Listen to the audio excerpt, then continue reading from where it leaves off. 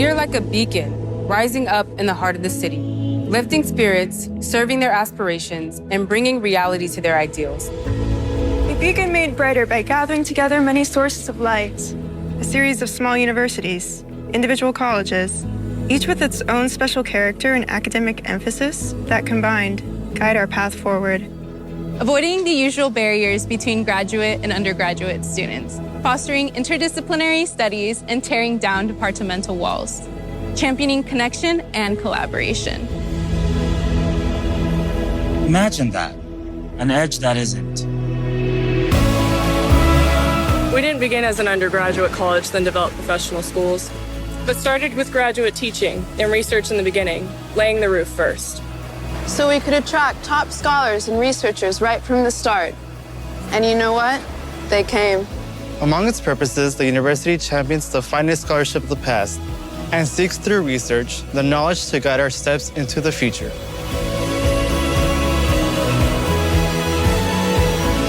Guided and inspired by our founders, we're a university founded on the edge, and we continue to thrive on the edge of tomorrow.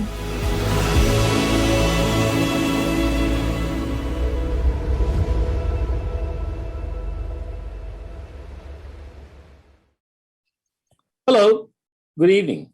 I'm Priscila, Chancellor of UC San Diego, and welcome to our Evening of Nonconventional Wisdom. UC San Diego is in a very unique position.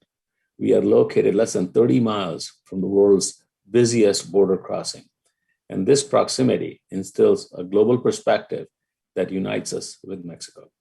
UC San Diego is a student-centered, research-focused, service-oriented public university.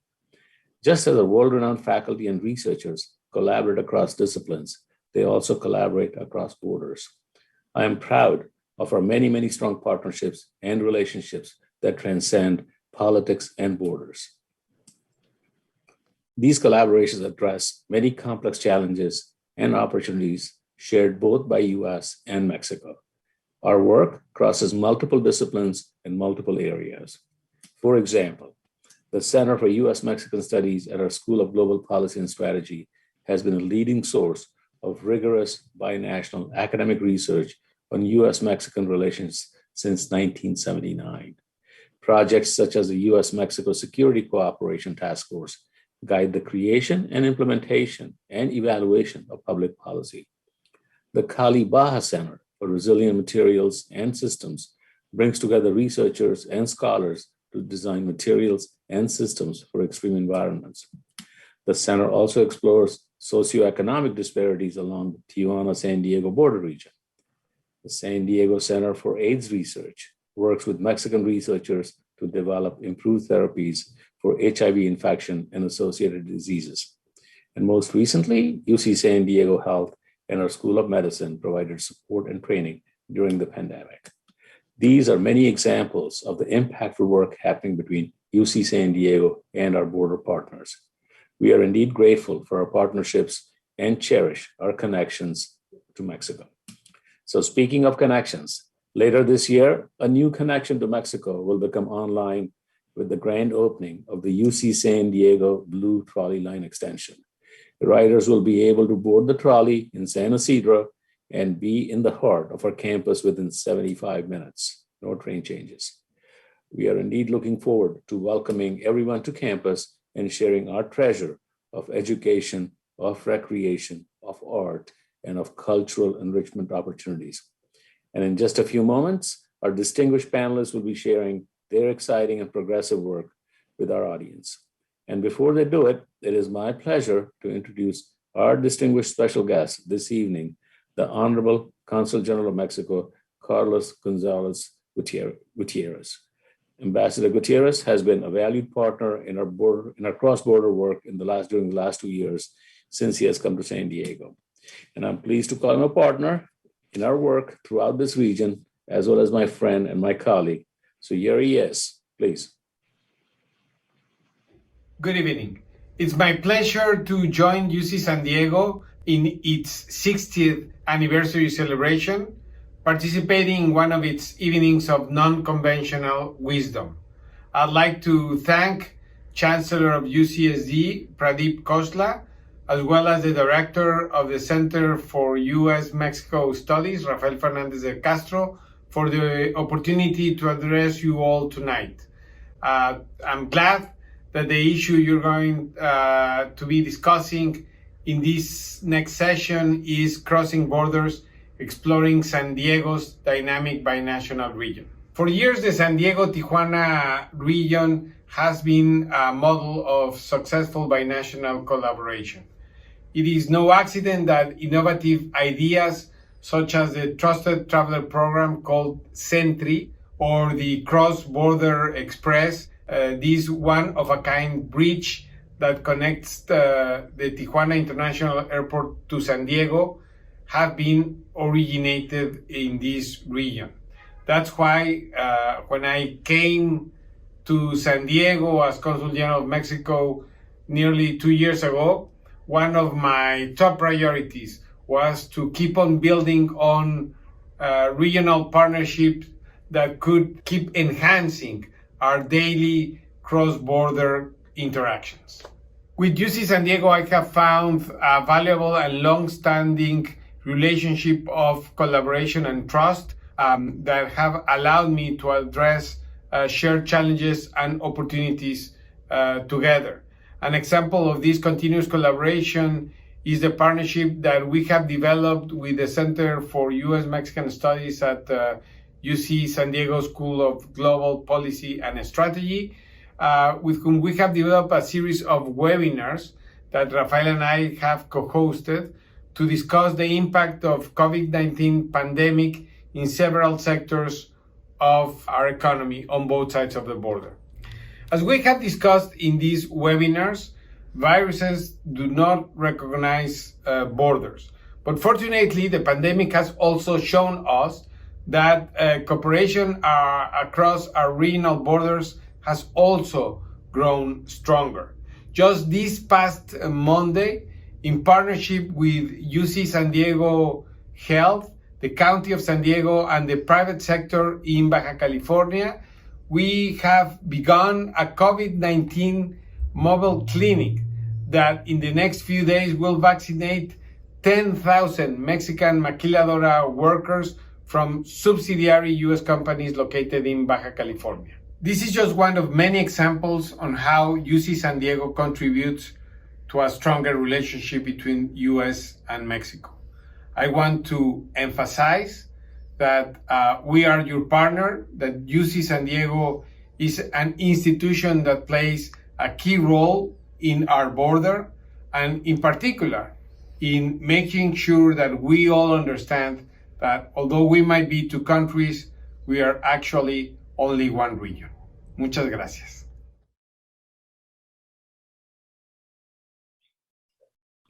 Thank you, Ambassador Gutierrez. Partnerships such as ours allow us to pursue greater good as one binational region.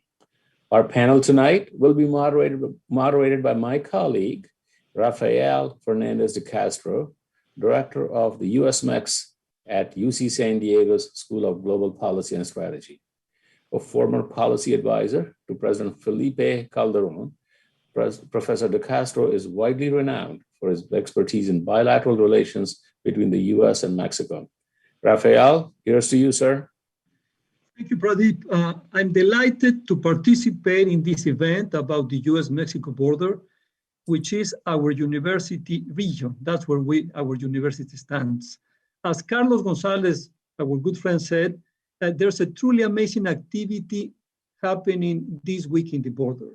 It is not about drugs. It is not about pollution. It is about public health. It is this past Monday and running through the entire week, thousands of Mexican assembly line workers with no visa to enter into the United States, they've been vaccinated at the CBP facilities in the San Isidro Bridge, only 25 miles away from our university. Our UCSD medical team is administering those vaccines. This event has one purpose: to bring Mexicans and Americans together and so help all of us to stay healthy. This is the only point that such efforts are being held all along the 2,000 miles that U.S. shares with Mexico, or even the 5,000 miles with Canada. I feel very proud of our university's efforts and want to recognize the leadership of Pradeep Khosla, our chancellor, and my friend Ambassador Carlos Gutierrez in making this unique initiative possible. This is a real-world demonstration of how UCSD is acting to solve problems in places and in our community, in our region, and this is an international effort as well. I am very happy to launch a conversation with 4 wonderful panelists on 3 key aspects of the border region. They all are UCSD professors doing advanced research on this region. I would say what truly distinguishes Jess, Teddy, Fona, and Tom is that they are committed to the border community. And more than that, they committed to transform this space and be dedicated the border to human dignity. Let me start by introducing you Dr. Jess Mandel. He is the chief of the Division of Pulmonary Critical Care and Sleep Medicine and Associate Dean for Undergraduate Medical Education at UC San Diego School of Medicine. Dr. Mandel is an award-winning clinician and educator known internationally for his impressive record in pulmonary and critical care medicine and medical education. Most recently, Dr. Mandel led a team of experts to advise colleagues and share best practices and protocols for treating patients with COVID-19 in Tijuana and Mexicali hospitals. His work addressed an emerging humanitarian crisis by providing important support as cases surged and resources were scarce. Fona Foreman is an associate professor of political science and founding director of the Center on Global Justice here at our university. Fona's research engages the intersection of ethics, public culture, urban policy, and the city, with a special focus on climate justice, border ethics, and equitable urbanization.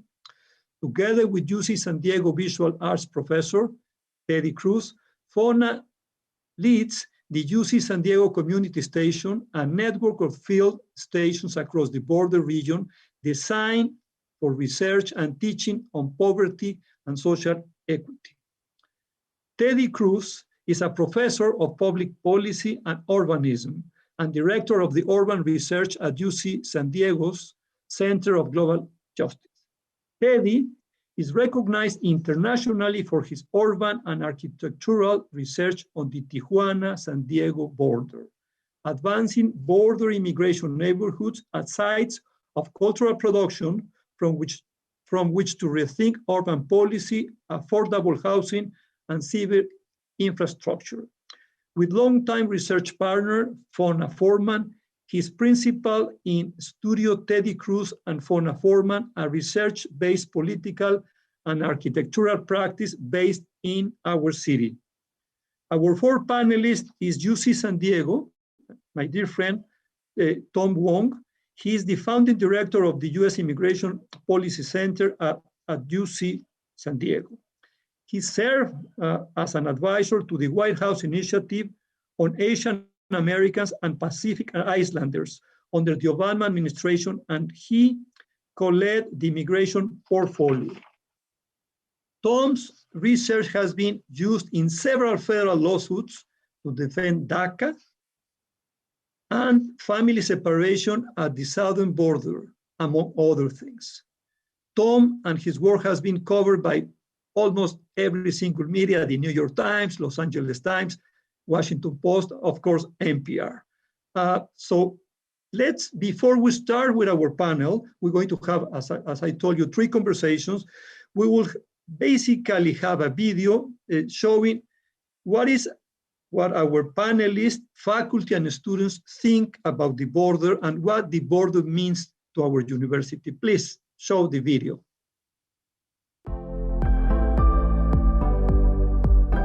Our border is a place of dreams realized and dreams deferred. Our border is not a place where things end. Our border is a tool of exclusion. A wound that needs to be healed. Unnecessary. Our border is a weapon. Our border is a site of state violence. It is consistently denying entry of those in great need. Our border is a connection between two countries with a great deal in common. Our border is one of the most important sites of knowledge production for UC San Diego and for the San Diego-Tijuana bioregion. The border for myself, like it is for millions of others, is something that literally separates us from our families. Our border is a place of interesting contrast and amazing opportunities. Our binational region is unique because we are still living on occupied land. Our region is unique because it is the home of the Kumeyaay people, past, present, and future. As a border city, we have the opportunity to take action directly towards migrants. Because our challenges and opportunities don't stop at the wall. Because it is the busiest border in the Western Hemisphere. Our border region is unique because it draws a wide mix of people from all over the world. Because it allows us to recognize how all of our futures are bound together in a shared ecological commons. Because of the sheer magnitude of people and goods crossing it. Because of its dramatic contrast. Because this is a microcosmos of globalization.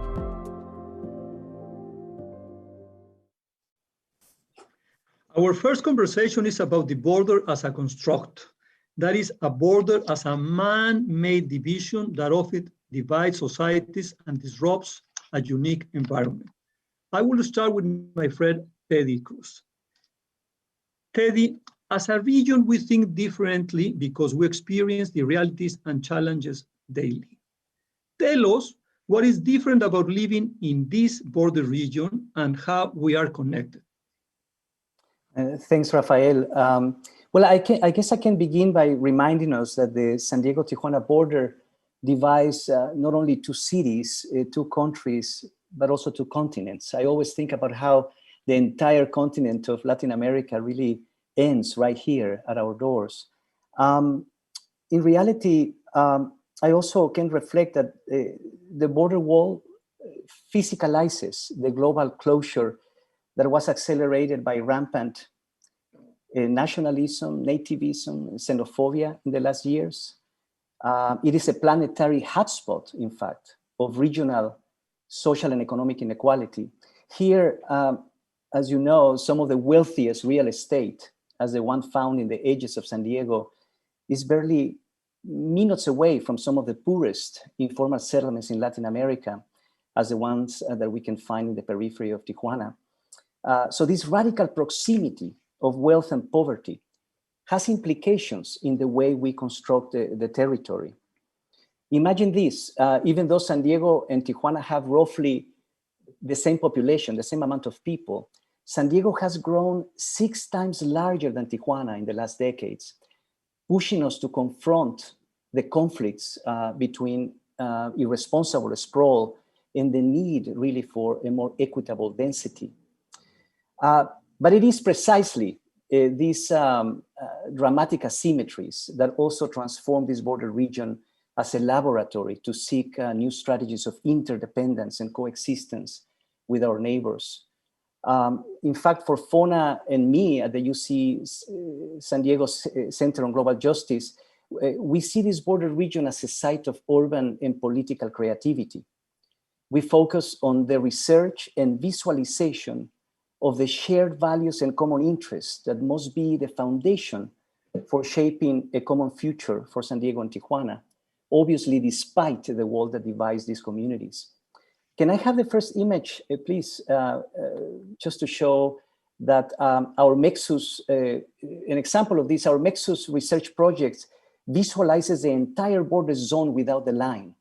It dissolves the border into a bioregion whose shape is characterized by the 8 most important watershed systems, regional watershed systems shared between the United States and Mexico. Mexus also exposes other systems and flows across the bioregional territory, indigenous communities, protected lands, croplands, urban crossings, and many more informal socio-environmental circulations. Can I have the second image, please? When we zoom in from Mexus to our own region, we visualize the Tijuana River watershed system which is truncated, obviously, by the border wall. For us, this must be the main protagonist. This environmental asset shared by these two cities should be the main protagonist for constructing a cross-border imagination based on social ecological empathy. Often fun, and I think that empathy today can truly be a political tool.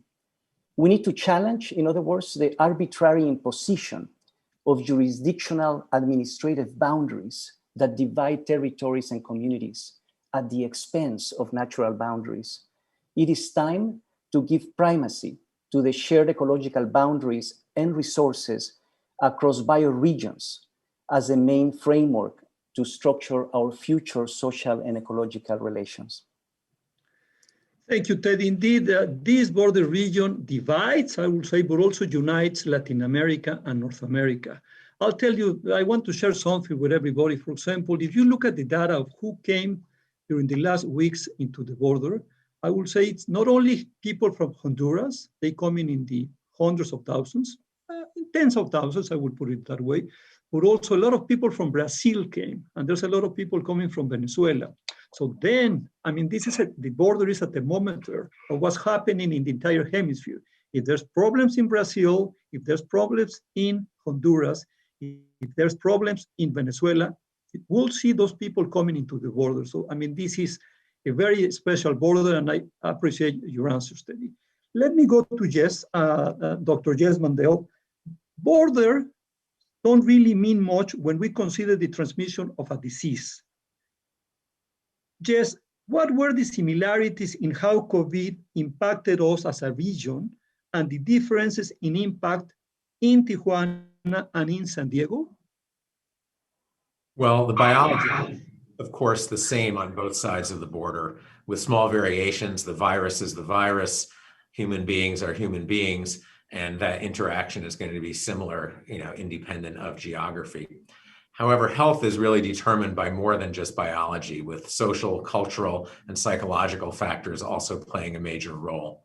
And these non-biologic factors really played out very differently on both sides of the border. These included things like living environments, working conditions, cultural and family influences around masking and social distancing, trust in public health recommendations, and access to medical care. It was an example and a reminder of how important these non-biologic factors are in everyone's health.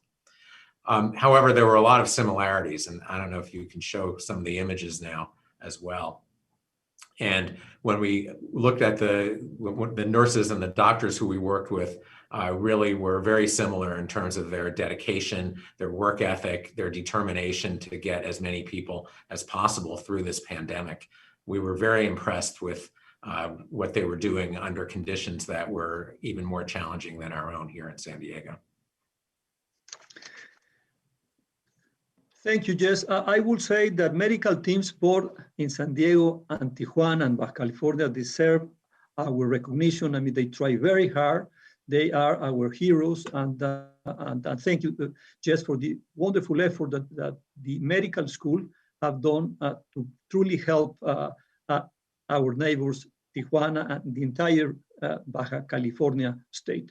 Let me go now to Tom Wong. Tom, we talk about how COVID-19 spread across the border. Could please share with us, how you see the border, how you understand the border, and how the border is affecting the different flow of migrants coming into the border. You've been passionate about this in your research and in your activism, Tom. So please, just yours is the floor and share us. What is for you the border? Well, thank you, Rafael, and thanks to everybody who is tuning in right now. I'll start with just some numbers to help contextualize the vibrancy of the border. So despite talk about walls for much of the previous 4 years, our southern border with Mexico is incredibly vibrant. One reflection of that is through trade and cross-border traffic. So for 2019, for example, excluding 2020, of course, because of the pandemic, there were 49.18 million pedestrian border crossings across the southern border. So this means people who cross from Mexico to the US and vice versa. there were 73.09 million personal vehicles that crossed the southern border, and add to that 4.77 million loaded truck containers. The San Ysidro port of entry alone accounted for 10.79 million pedestrian crossings, or roughly 22% of all crossings along the southern border, as well as 14.98 million of the personal vehicles that crossed, so approximately 20%. And then just east of us, Otay Mesa accounted for just under 760,000 of those loaded truck containers that crossed along our southern border. To put it slightly differently, if we focus in on San Ysidro saw nearly 30,000 pedestrian crossings per day in 2019. So these are individuals who are on foot crossing through San Ysidro, walking across Ped West, for example. But if we add to this the number of bus passengers and the number of vehicle passengers, then we get roughly 100,000 border crossings daily at the San Ysidro port of entry. Because of the volume of people that cross our southern border daily, the San Diego Regional Chamber of Commerce estimates that the commercial exchange between Tijuana and San Diego is worth approximately $2 million per day. Moreover, the loaded truck containers accounted for $429 billion worth of goods that passed through our southern border, with $444 million worth of goods flowing through the San Diego-Tijuana border region. So we have an incredibly vibrant border when it comes to cross-border economic exchange. But one note that I want to add is that our southern border with Mexico, and at San Ysidro in particular, gives us an opportunity to live our values through our immigration policies, because so much of the attention at our southern border is about immigration. We sometimes lose sight of the fact that, one, there's already so much cross-border movement, as I just described. But two, our southern border with Mexico is also the place where many from not just Mexico and Central America, but from across the world, look to the US to find protection from persecution. And so our southern border with Mexico becomes the entry point for so many asylum seekers who are looking to the US for an end to the refugee plight. In the last several years, under a previous administration, has seen damage done to our asylum system. And so in the next round of conversations, we'll hopefully have an opportunity to talk more about what was done, the implications of what was done, but also how to repair so that we can once again live our values through our policies at the southern border. Thank you, Tom. And we must remember that the border has been partially closed since March last year. So it's been more than a year with this border partially closed. It's open for merchandise, but not for most of the people. You have to have a green card. You have to have a US passport to come through the border. So it's been very difficult for our communities. It's very difficult for our local industries. But we all hope that this is going to open soon, because we badly need these connections with Tijuana and with the entire border. Let me go to Fona. Fona, you're the director of the Center of Global Justice. Can you say a little bit more about our local border region manifests many of the challenges we're facing as a planet? I mean, how come we're a microcosmos of globality? Fona. Thank you so much, Rafael, and everyone who's here. We've really always resisted the idea that global justice is something that happens far away, sort of out there in the world somewhere. And when the center first launched, we were focused primarily on really urgent poverty challenges in Africa and South Asia. And over time, it just really became obvious to us that a research center focused on poverty here in San Diego needed to invest right here in our own region and our own neighborhoods. And this commitment to going local, as we call it, or localizing the global, began to change the kind of research we do and the way that we teach. And we don't need to send our students far away to learn about territorial conflict, migration, poverty, climate change. Living and working where we do enables an amazing proximity between campus and field, between theory and practice. Our students literally can be on campus in the morning and in the afternoon in a global crisis zone. I mean, we're sitting just a few miles from the child detention centers, and the tent cities that still house thousands of migrants who wait in limbo at the wall. The prospect of more border porosity in the coming period is drawing even more people north, with misinformation circulating on social media. Conditions here are really intensifying every day, and climate change is making it worse. A recent United Nations survey found that 72% of arriving migrants at our southern border are agricultural workers, and that agricultural instability was a major factor in their decision, to walk north. In our work, we think a lot about correspondences between local and global dynamics, and particularly their impacts on the world's most vulnerable people. A few years ago, we developed a visualization project called the Political Equator. Could I ask the hosts to bring up that image? Here, we trace an imaginary line from San Diego, Tijuana, across the planet between the 30th and 38th parallels north. And along this trajectory lies some of the world's most contested and violent thresholds. U.S. Mexico border at San Diego, Tijuana, the most trafficked, as Tom's numbers, the most trafficked international checkpoint in the Western Hemisphere.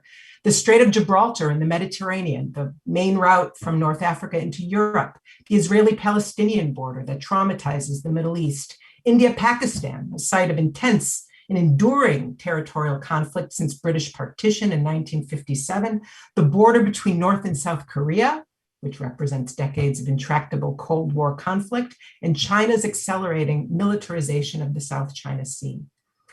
Now, visualizing this political equator, as we call it, in red, alongside the climatic equator, indicated in green, was an astonishing discovery for us, because the ribbon in between them, give or take a few degrees, contains our planet's most populous slums, its sites of greatest natural resource extraction and export, its zones of greatest political instability, climate vulnerability, and human displacement. And it also contains what our prior administration referred to as S-hole countries. And when these parallel equators are applied to the Pierce quincunxial projection, could you move to the next image, which is basically a visualization of the Earth from above, we can see here that melting ice caps detonate hemispheric traumas through sea level rise, dramatic coastal vulnerability, and unprecedented human displacement. 10% of the global population is currently at risk of climate-driven displacement. And we're seeing that robustly here at our own border. Ultimately, the collision of nationalism and border building, climate catastrophe, and forced migration is the global justice, trifecta of our time. But the point is, and this is really why we go local, these dynamics always hit the ground somewhere, and are experienced by real people in everyday places like ours. Thank you, Fona, for bringing up climate change. I must say that Honduras was hit by 2 hurricanes last November. It affected those 2 hurricanes 50% of the population. No wonder why in December, but especially in January and February, we started to see a lot of Hondurans, entire families coming into the U.S. Mexican border. So thank you, Fiona, for bringing that to our attention. Now let's move to the second conversation. This is going to be about social justice. And let me just remind you that Tijuana, and you all know it, has a vibrant NGO community that welcomes immigrants. The first migrant shelter ever in Mexico was built in Tijuana 32 years ago by a wonderful priest, Flor Maria Rigoni, a dear friend of mine. He's from the Scalabrini priesthood. And Casa Migrante continues to house hundreds of migrants every night. Despite these efforts, migrants and a dense floating population live in poverty and experience a violent environment. There is an evident development contrast between Tijuana and San Diego. The same canyons, which are green and colorful here, are dusty and filled with trash in Tijuana. This contrast is on the basis of the dream of most immigrants crossing to the United States. Before continue the conversation with our panelists, I'd like to share a short video highlighting Fona and Teddy's work on UCSD community stations. Please, let's show us the video. UC San Diego sits meters away from the busiest border crossing in the Western Hemisphere. Together, San Diego and Tijuana are a binational metropolis of more than 7 million people.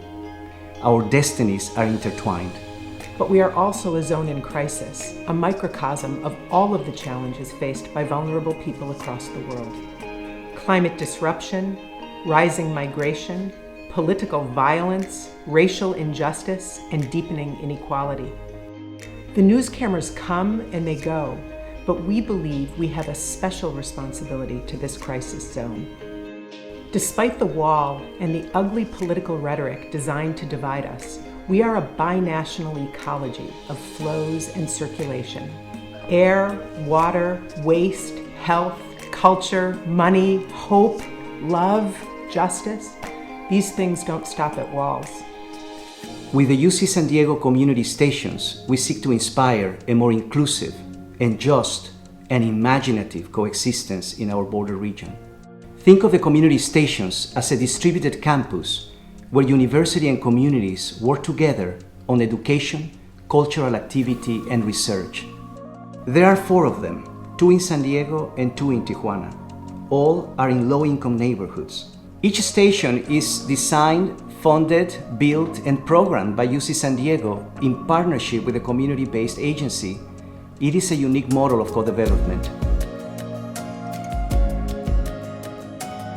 The UCSD Earth Lab is in the diverse Southeast San Diego neighborhood of Encanto. It is an outdoor climate education park where 3,000 kids circulate every year. UC San Diego students serve here as youth mentors. UCSD Casa is in San Isidro, a few blocks away from the border. Here with our partners, we transformed a historic church into a community theater, including outdoor education and social service spaces, flanked by affordable housing. Here, culture and education become the heartbeat of community development. Moving across the border, our 2 Tijuana-based stations are located in an informal settlement of 92,000 people. This settlement crashes against the border wall on the western periphery of Tijuana. It's just 40 minutes from UC San Diego. While poverty and wealth collide here, the polluted environment affects us all.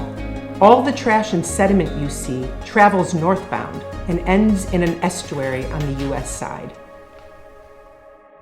In the UCSD Divina station, students lead environmental education and adaptation efforts to stem these flows. We believe it's never too early to begin. UCSD Alacran lives inside a refugee sanctuary in the most precarious and polluted area of this canyon. It is home to hundreds of Haitian and Central American refugees. The station integrates migrant housing with opportunities for vocational training and civic life, and is part of an evolving sanctuary neighborhood that we are developing with our partners. These are spaces designed for deep collaboration between university researchers, students, and communities. We work together on challenges. Living where we do, we don't need to fly across the planet to learn and do something about poverty and injustice. We can train our students right here at home and help to improve lives in our binational region at the same time. We believe this is the ultimate mission of a public university like UC San Diego. We believe knowledge is a two-way flow and that universities have a lot to learn from communities. In the community stations, we co-produce solutions.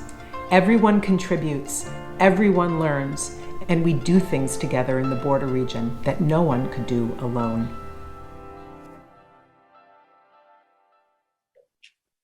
Very moving. Teddy, now we're in the conversation about social justice. Let me ask you, how do we facilitate meaningful and sustainable solutions among impoverished areas of our border region? Can you give us some concrete examples of work that you have co-produced with community partners in the border region through the community station initiative that we just saw these wonderful images. Ready? Yes, and thank you. And I am glad that you all were able to see the video to show the evidence of this, engagement, let's say, where our university is really advancing its resources to really become leverage for communities to develop these amazing sites of education and research. So yes, as we saw in the video, through the UC San Diego community stations, we seek to connect the specialized knowledge of the university with the creative intelligence, as we call it, of community. We seek to link research to the urgencies of life as lived in the communities most affected by social and environmental injustices. In a sense, the aspiration is to connect top-down policy and resources with bottom-up community imagination, with bottom-up community participation. We believe that primarily at this moment, participation in co-producing policies is fundamental. University research, in fact, can be a powerful tool to increase community capacities for political action, for climate action, but also in the opposite direction. Community participation in co-producing research is essential to advance a new epistemic language, new approaches for inclusive and equitable urbanization, new shared methodologies to tackle poverty and inequality. We are so interested in bringing into the university the political, social, and economic intelligence of activists to reorganize our research and educational agendas. So the community stations, let's imagine it as a social arm of research, providing a real-time feedback loop between the university lab and classroom, and the concrete realities that affect border communities. Can I have the first image, please? One project that illustrates this collaborative approach to research, the kind of grounded research that yields actual propositions at the border, is the cross-border environmental commons. In the last decades, 70% of the open lands in that informal settlement that you saw in the video have been lost to irregular urban growth in Tijuana. With our partners, community partners in Tijuana, we have been identifying, bundling on squatted lands in these informal settlements to shape what we are calling an archipelago of conservation.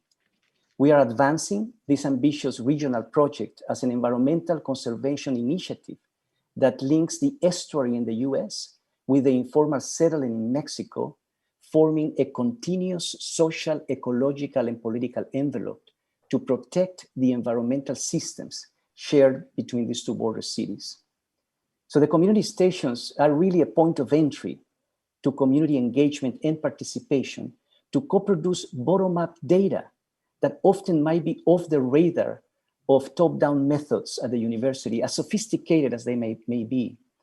So yes, we are committed to the idea that has been so inspirational to our students, that university and communities can in fact be meaningful partners in tackling poverty and inequality.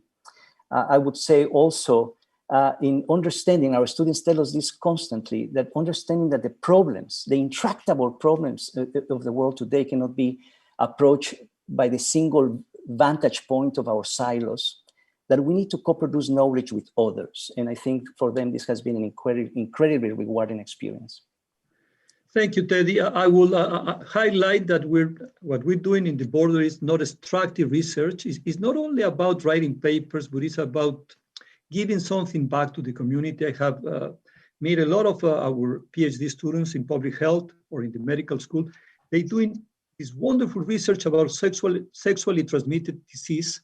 And really, they have advanced the knowledge on that. And I feel very proud that UCSD is doing all of this in this border region. Tom Wong, let me come to you. What are the consequences of border issues on DACA students?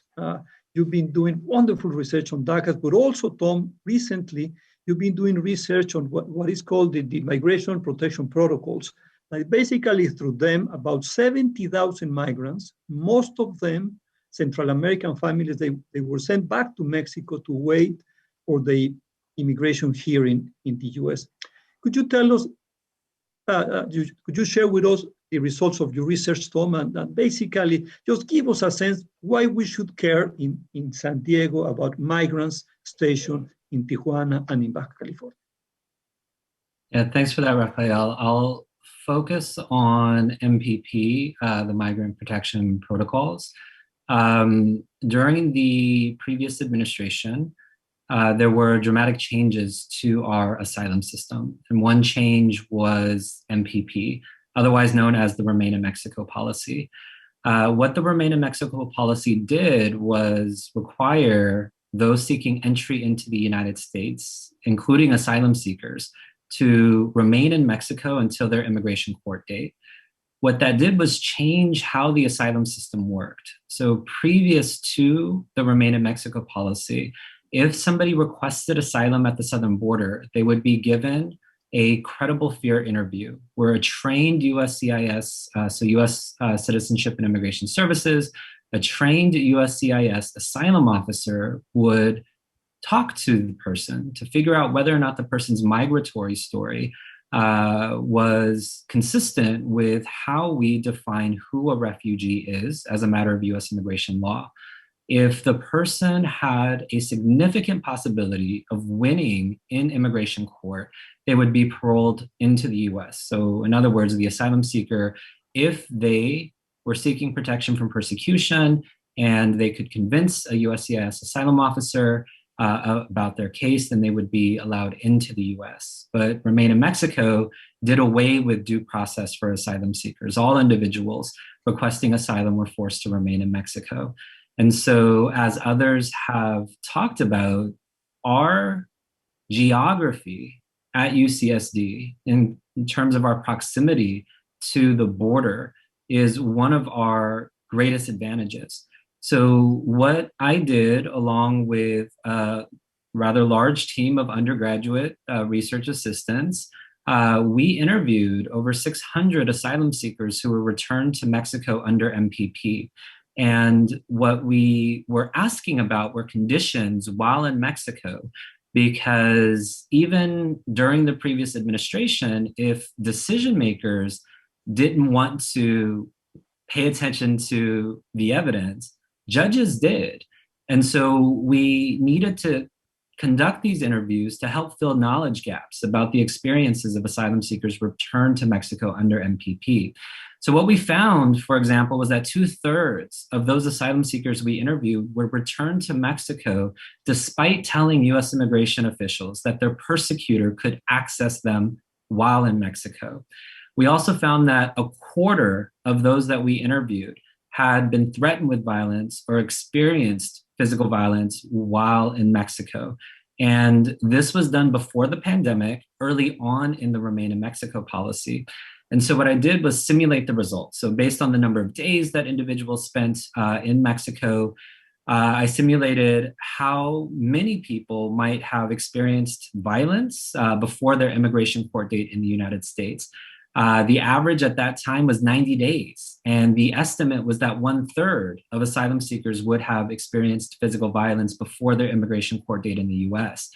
Many of these individuals have now been in Mexico for over a year now. In addition to violence, we asked about homelessness, because although there is a vibrant shelter network in the San Diego-Tijuana border region, we also did interviews with asylum seekers in Mexicali. Even though there's a vibrant shelter network, individuals were essentially turned away without any additional support. So we also found that 1/3 had experienced homelessness at the time of the interview. So in addition to homelessness and violence and access to them by their persecutors, we also asked questions about access to education, healthcare, experiences of discrimination.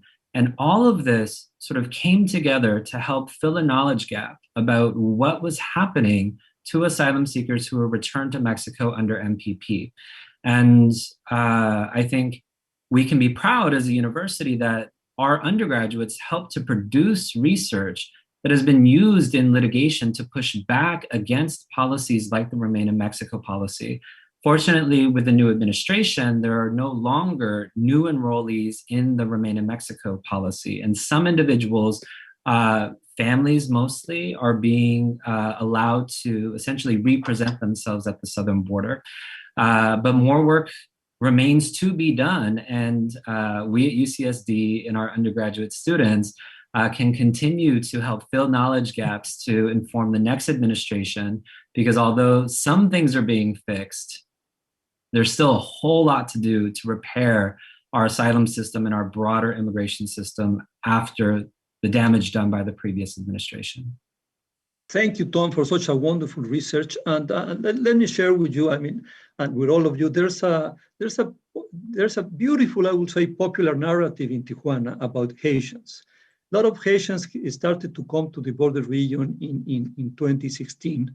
And the popular narrative says that Haitians are very nice individuals. They work very hard and they cook very well with this Creole food. And something doesn't make sense there, because usually Black people gets discriminated. So we're launching a research with the El Colegio de la Frontera Norte and quite a few graduate students at GPS, basically to try to understand how Haitians are discriminated. We're trying to put some evidence into this popular narrative and basically comparing them, how Tijuana is accepting Haitians in comparison to Central Americans. So I believe this is a wonderful laboratory of doing research, but also but we have to get back to the communities as Teddy, as Fona, and as Jess, and you're doing. Tom, it's not about extracting knowledge, it's about creating knowledge to design better public policies for these migrants. Let me go to you, Jess, and now we're going to go to the third and final conversation, and this is about removing obstacles. I will say, and let me state that it's in the best interest of the US and Mexico to have a secure, orderly, and binational managed border. But it's in the best interest of our region to have an efficient border crossing. At this time, for example, sometimes to cross the border, it could take you 3-4 hours. We have to do something about this. So I believe that we need innovative solutions to expedite trade and pedestrian crossings. In this third and last conversation, I will ask Fona and Jess to discuss these ideas further. Let me start with you, Jess Mandel. What did your work through the pandemic reveal about the need for broader collaboration in addressing the healthcare needs of our extended community? Yes? Yes, well, the control of communicable diseases on only one half of a border region really is not possible. And that's particularly true in a situation such as ours, where there's so much bidirectional movement of people, goods, so many deep links on both sides of the border. And really, collaboration on shared public health issues is absolutely essential to maximize health outcomes on both sides of the border. This includes not only COVID, but all sorts of things like tuberculosis, HIV, sexually transmitted infections, influenza, and many, many more. I would love to see broader collaborations around healthcare issues at the border. And as we found, these collaborations really can improve clinical care for patients on both sides of the border, but there's really many more opportunities than that. There's opportunities for greater collaboration around the training of health professionals, and then really expanding the joint biomedical research that we can do in this area as well. So we really hope that the partnerships that we've put in place can serve as a nucleus for expanding these efforts. Thank you, Jess. Fona, how do we remove the obstacles to create one binational region? And what is UC San Diego's, our university, role in this process, according to you, Fona? Well, for us, this really is as much a cultural question as it is a political or an infrastructural one. Look, the wall isn't going anywhere anytime soon. And as a region, we need to do everything we can to make the physical wall more efficient, more porous, and less onerous on the lives of people who navigate it every day. And there are so many people in this region, both in the private sector and in the human rights sector, who are working on this, sometimes together, which is a unique characteristic of our region as well. The business community also wants a region that enables easier circulation of goods and services and so on. So I think there's actually a lot of hope in this. But in our work in teaching, we've really been focused on sort of the psychic barriers to cross-border civic thinking. Political narratives in the US have portrayed the border as a site of rupture and criminality, but we want to elevate different stories about life here, grounded in the people who actually inhabit this region. You know, we're a region of flows and circulation and movement and shared practices and cultures and aspirations, regardless of the wall that, you know, constrains the easy movement of our bodies. And in this sense, the community stations become a sort of cross-border observatory, a platform for constructing sort of more elastic cross-border thinking and identity, sort of like a cross-border res publica. With our community partners, we design what we call unwalling experiments that you sort of imaginatively dissolve the wall, like the Mexus map that Teddy shared earlier. The goal is to uproot our biases, visualize, you know, in new ways, the things that we share and opportunities for cross-border sort of collective action. So we need a new perspective. Let me show you what I mean. So there was a well-known urban sociologist in the early 20th century named Patrick Geddes, and he designed the famous Camera Obscura in Edinburgh, Scotland. Basically, it was a 5-story observation tower that enabled people to look out across the region and comprehend the environmental systems that organize it. For Geddes, understanding a region from above was absolutely essential to constructing a collective civic identity. Now, if you could share my image, imagine a Mexican child standing right here on a narrow sliver of land hundreds of feet above the border wall. It's a place on the western edge of Tijuana called Mirador. Imagine this child plants her feet facing due west with the vast blue expanse of the Pacific Ocean in front of her, Mexico to her left, the US to her right. Below to her immediate left, she sees the dense informal settlement where she lives. She can spot her house, her school, and experience their proximity to a country that she and her family are not permitted to enter. Now, below to her immediate right, almost directly beneath her feet, she sees the border wall, which from this vantage looks like a flimsy and sort of ridiculous strip inserted onto a vast and powerful natural system. Lifting her eyes, she sees the green expanse of the Tijuana River estuary with its vulnerable wetland habitats. And further beyond still, you can't see it in this photo, is downtown San Diego, rising vertically into the sky. From this vantage, from above, all the characters of this contested zone come to life. We've witnessed this moment of recognition again and again over the years among children, among our UC San Diego students, policymakers, even foundation presidents. There are few places on earth, I would argue, where the collision of informality, militarization, environmental vulnerability, and the proximity of wealth and poverty can be so vividly experienced. So for us, it's about changing hearts and minds. Ultimately, we're committed to building a cross-border citizenship culture. It's a sense of belonging that is not defined by the nation state or the documents, that you carry in your pocket, but by the shared interests and aspirations among people who inhabit an artificially disrupted civic space. Who benefit, this is clear, those who benefit from narratives about separation and mistrust prefer that we remain fragmented, that the idea of citizenship divides us rather than unites us. But through our research and our teaching and our partnerships with communities, Teddy and I are seeking to help inspire more inclusive imaginaries of coexistence and cross-border citizenship in this divided and contested territory. Thank you, Fiona. This is a lot of food for thought. And let me go to the four of you and ask you, thinking about the future, what are the unique opportunities for our university? And then I would like to close by asking each one of you, what the best happening that you see nowadays in the border and that we should really strengthen it? Let me start with you, Tom. So what are the unique opportunities or research or for activities for UCSD in the future of the U.S. Mexico border?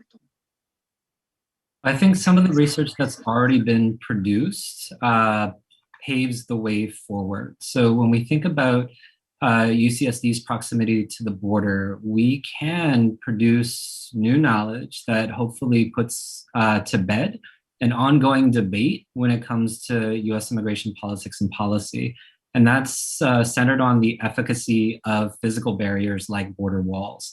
I can't emphasize it enough when I teach my undergraduates. And recently I gave testimony in Congress saying to members of Congress very similar things that I say to my undergraduate students, that when we think about the physical barriers between the US and Mexico, we have learned that the efforts to deter migration, they don't deter, they simply delay migration or displace migratory routes.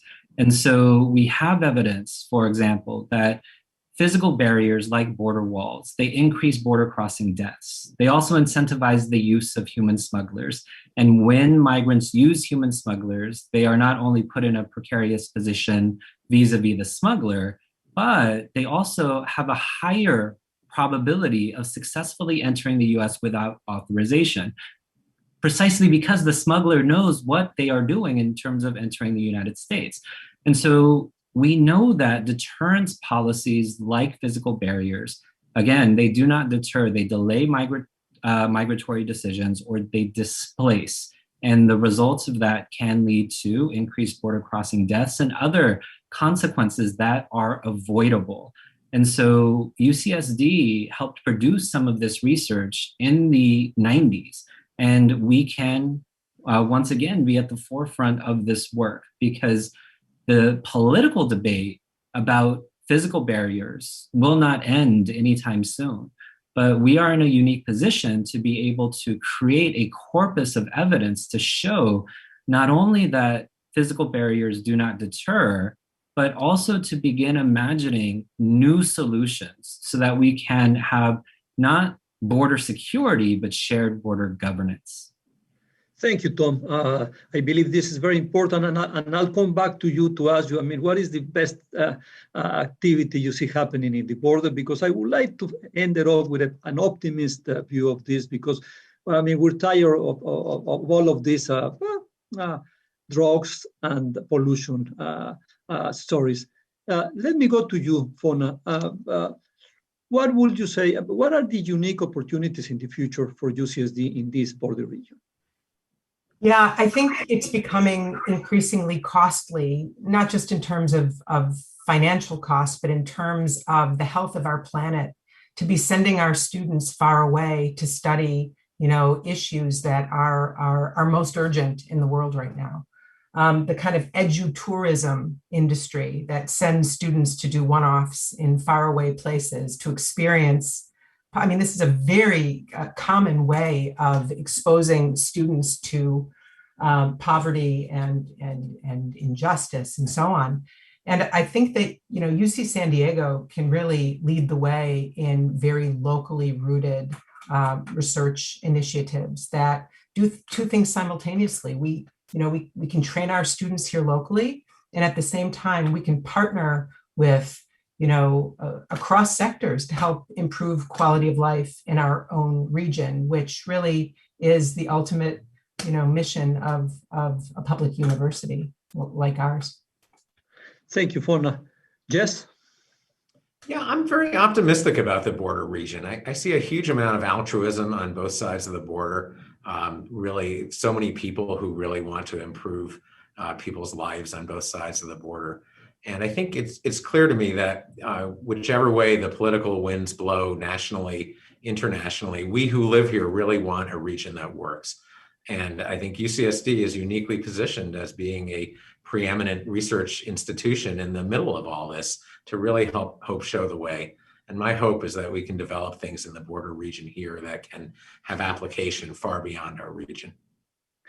Yes, I mean, we have you here and you've been coming during this pandemic to Tijuana and to Mexicali. Could you share with us a personal anecdote about something that you experienced there that besides science, but a personal happening there? I think the doctors and nurses get a lot of the spotlight for everything that's been done in the pandemic. But, what we saw with our colleagues in Mexico and here at UCSD was the altruism really expanded far beyond that. I took the Hippocratic Oath. I need to be in there, during a global pandemic. But, the people who cleaned the rooms and cooked the food could work anywhere. And they were every bit as devoted to the mission as we were. And, none of what we would do would work if the rooms weren't clean, if the patients weren't bathed, if the food wasn't delivered, all of these things. And so I just saw a tremendous team effort. And I just think that spirit is a tremendous resource to draw upon. I think it's very appropriate, and I'm very heartened to see the work that my colleagues are doing around the policy issues and the development of the cultural issues and the orientation issues. And I think it's going to have great benefit because everyone I talk to on both sides of the border really wants this. They really want it to work. Thank you, Jess. Let me go to you, Teddy. And so what are the unique opportunities you see for our university in this border region? Is to commit to being present, I think. This has been incredibly inspirational to our partners in forming this infrastructure of public spaces for education and research, is that we committed to a long-term collaboration. This is not about the university coming in, just measuring and leaving, but actually being there in the long haul. So that implies really a kind of new dimension of political representation of universities in this case, to denunciate, obviously, what is ethically and morally wrong. This political representation of what the research is mobilizing, connecting it to action, I think is important. What happens the day after? This is what a lot of our community partners ask. What happens after the day after? Where do that data goes? In what way can the university represent to bring this up and transform policy? So we need mediators.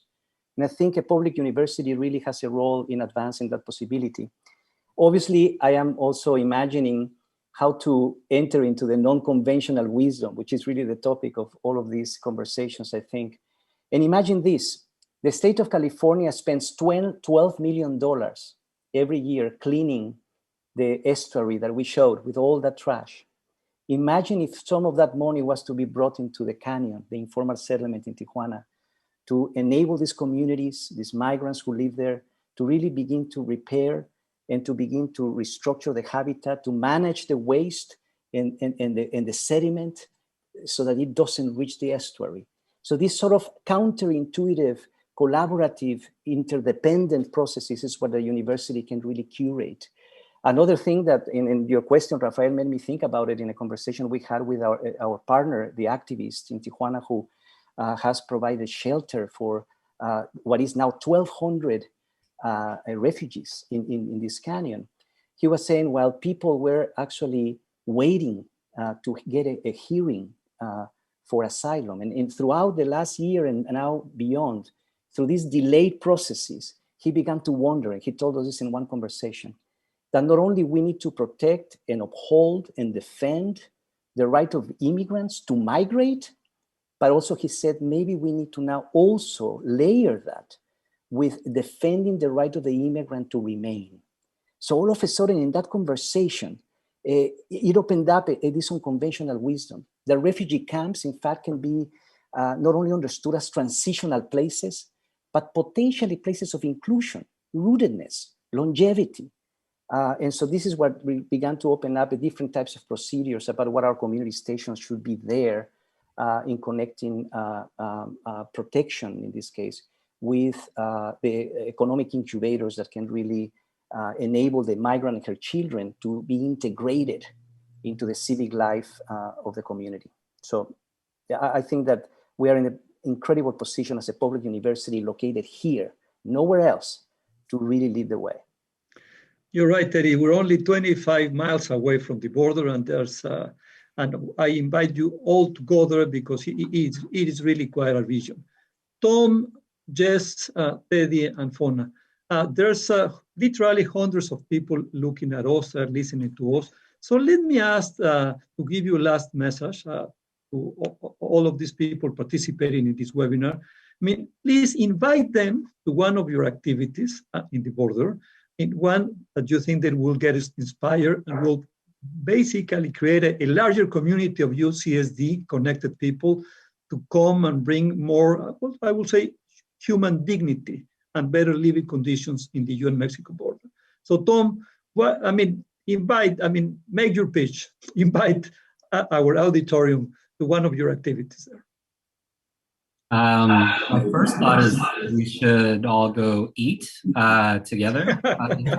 That's not possible right now, but I think there are a couple of things. So one, for you undergraduates who may be tuning in, it really has been a transformative experience for students at UCSD, whether we're driving east to Imperial to interview asylum seekers in Mexicali, or parking at the outlets and walking across Ped West and interviewing asylum seekers in Tijuana, that the experience is transformational. The work itself is incredibly difficult, but each one of those students who had an opportunity to help enumerate those surveys before the pandemic left with a much deeper appreciation of the gravity of the work that we were doing and their role in it. And so for any of you undergraduates, once the pandemic is officially over and we can travel again, we will resume our interviews with asylum seekers across the U.S. Mexico border. So that's one activity. But a second activity, during the pandemic, we also partnered with a nonprofit to provide distance learning to asylum-seeking children in the migrant shelters, so that as my children were able to benefit from having a laptop and to continue learning during the pandemic, we wanted to share that also with asylum-seeking children. And so we were able to create a curriculum of coding classes, because for any of you who know me, I do mostly quantitative work. I work with numbers. And so naturally, I thought, why not coding? Because that is something that maybe these kids can leave, with a tangible skill having. And so whether it be interviewing asylum seekers along the U.S. Mexico border or working with asylum-seeking children, so that they can have some sort of education as they are seeking protection from persecution. I think those kinds of activities at least reminds me of why I do the work that I do, that I think all of us on this panel, it's not just about writing an academic journal article, that we want to make an imprint in the world. And so those are two activities where we can do that. So thank you. Thank you, Tom. This is wonderful. Paddy, what will your invitation will be? Well, Fona and I and our team and many of our colleagues at UCSD right now, we are really assembling an amazing amount of programs that will take place in many of these community stations. For example, in the UCSD Casa community station in San Isidro, barely almost a mile or two from the border checkpoint, there is a beautiful community theater that we co-develop with our community partners. So we have been talking, for example, to Roberto Castro in the theater department, and Steve Schick in music department, that we will begin to advance a variety of performances. We believe very much that arts and culture can be incredible tools for community engagement, co-producing scripts between local artists, theaters, playwrights from UCSD around issues of environmental injustice that can then later be enacted by youth in the theater. These kinds of activities that really will circulate students and researchers and community actors between the community and the university. So we are actually constructing right now a series of programs that we will want to forward to many of the students. And obviously we have internships, and maybe Fona can speak more about that. But I agree with what Tom said. The moment we open up this sort of, well, what he called it, let's eat a taco together. But I think it might seem like a banal moment, but it is true. That is the beginning of constructing a friendship. Just getting to know someone in Tijuana, it begins to really demystify and open up new types of horizons to, really to demolish our perceptions, our awful at times perceptions of each other. So cultural activity, culture has a role here, and we want to reinforce that. We were lucky recently to get a very robust funding to begin the next 5 years of activities, and we hope and we are sure that our undergrad students will be participating in a very excited way. Fona, would you like to add something to that invitation? I'm sure you do. Well, the truth is that our students are hungry for, they're hungry for field-based work, and they're hungry to make a difference. And I've been at U.S Mexico now for almost 21 years, and I'm seeing this steady acceleration of student interest in making a difference with their lives. And they don't want to wait till they're out of college to do it. They want to do it now. And so I'm continually inspired by our students. And I've witnessed now over many years how transformative it is for their own academic trajectories to understand what it means to do engineering in sites of marginality, to do public health in sites of marginality, to get those experiences when they're young and they're thinking about their careers and what they want to do, to have an experience of how what they're studying is refracted through the challenges faced by people in sites of struggle. Another thing that, and like Teddy, I would love for students interested in doing work in the border region to check out the community stations. We're in a process right now of developing all sorts of new channels and mechanisms to get students on the ground. And what I've witnessed is that because we're working with students across the campus from a variety of different disciplines, they're learning how to engage challenges through multiple lenses simultaneously, learning how to communicate beyond their siloed disciplines. So team-based work, where a student in public health and a student in engineering and a student in physical sciences come together to look at a challenge through a kind of a multiple lens. And it really, it really has an impact on their trajectories. Rafael. Yes, Teddy. I just thought of something that is so essential to this effort. Mentorship. Our students have been so interested in mentoring youth. And there are stories that are just amazing that we have witnessed. For example, a student, Nashaya Ross, who came to UCSD from the Encanto neighborhood, where one of the community stations is located, through a special chancellor-sponsored scholarship for first-generation low-income students from these communities, came to UCSD, and through the community stations returned to her neighborhood as a mentor to inspire young girls who now see in Nashaya their future selves. I think it's about closing the circle. So I think the invitation would be to students to really take that role. We need what we call public mentorship. And I think that's where we begin to connect the dots. You're absolutely right, Teddy, and that could really make a difference for both sides of the border. And to establish these personal connections, it's something that it's just wonderful. Jess Mandel, we'll finish with you. I guess my biggest invitation would be to dream big. When we started our efforts, we had nothing. We had no equipment, we had no resources, we had no standing, we had no contacts in Mexico. But what we had was really a determination to get involved and make a difference. And by being collaborative, being humble, listening to our partners, things evolved and we were really able to make a difference. And any number of points, we could have talked ourselves out of it. We could have said, what are we going to do? How will we do it? All this kind of thing. And the efforts of an individual, of a few people, really can make a difference. I think on a more concrete level, there's enormous need on both sides of the border in terms of health promotion, in terms of public health, in terms of specific health interventions of all types. There's a number of clinics that are doing amazing work on the Mexican side of the border that are affiliated with UCSD. There's a number of community health clinics and other free clinics and other UCSD activities in San Diego County that do terrific work as well. Again, don't talk yourself out of it. You don't have to be a neurosurgeon to have a role there. Just a good heart and a good pair of hands, and there's plenty of work to be done. Thank you, Jess. I believe that now we're seeing what I will say the light at the end of the tunnel. Yes, life is opening after COVID-19. I hope everything will go fine. And our university has been keen in the vaccination effort, not only in this side of the border, but also in Mexico. So now that the world will be open, I invite all of you to come and experience the border. There's wonderful experience there, like, for example, to come and serve breakfast at Desayunador, the breakfast place of Padre Chava. It's an amazing place, just 1 mile away from the border, from the pedestrian crossing bridge. And they serve in a daily basis about 2,500 breakfasts for people.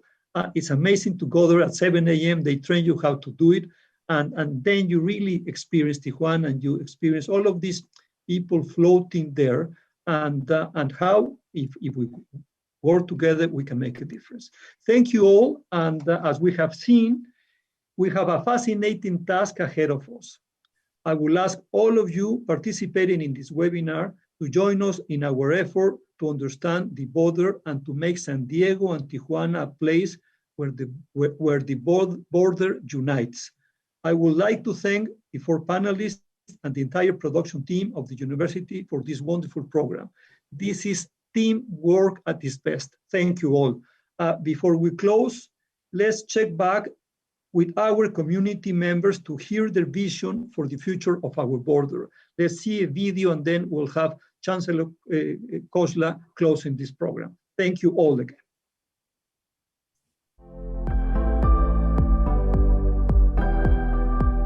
My vision for the future of the border is, like the Berlin Wall, to have it as a distant memory. My vision for the future of the border is that it's abolished. My vision for the future of the border is interdependence. 1 region, 2 countries. My vision for the future of the border is an example of binational culture and cooperation. Is as a site of vibrancy, dynamism, and exchange. Is one that accepts, helps, and welcomes all migrants. Is mutual recognition and trust. That the wall will disappear and people will speak to one another. My vision for the future of the border is that in the future, we will have no border. I'm probably not too hopeful, to be honest. I'm not too hopeful, but trying to be hopeful. I'm hopeful because we share a sky in common. I'm hopeful because my students can see beyond walls. I am hopeful because we have many advocates, resilient migrants, and people challenging and fighting for immigrant rights every single day. I'm hopeful because we're still fighting back. I am hopeful because together we are stronger. I am hopeful because empathy always prevails. I'm hopeful because of the shared vision between physicians and nurses on both sides of the border. I'm hopeful because this region has amazing people who are truly committed to making this region a better place. I believe together we can imagine a cross-border future. I believe together we can transcend our fears and biases. I believe together we can improve collaboration and training of health professionals on both sides of the border. I believe together we can build a region defined by compassion for all. I believe together we can abolish the border. We can dismantle it, we can get rid of it, we can be without it. I believe together we can make San Diego a place that provides security, stability, and hope for migrants' future. I believe together we can excel and be happy. Together we can overcome barriers and unite. I believe that together we can do anything.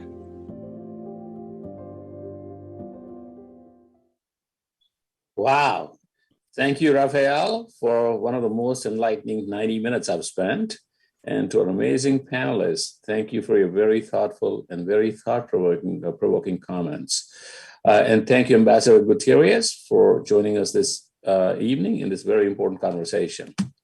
As you've seen, our partnerships on both sides of the border are an example of the profound impact we have when we collaborate, and collaborate we do. So thank you for your commitment to collaborate, and thank you for your goals of pushing this collaboration forward. And thank you for taking the time to shine a light on this very necessary and very important work. To our guests, I want to say thank you for joining us for this and other evenings of Non-Conventional Wisdom held this year.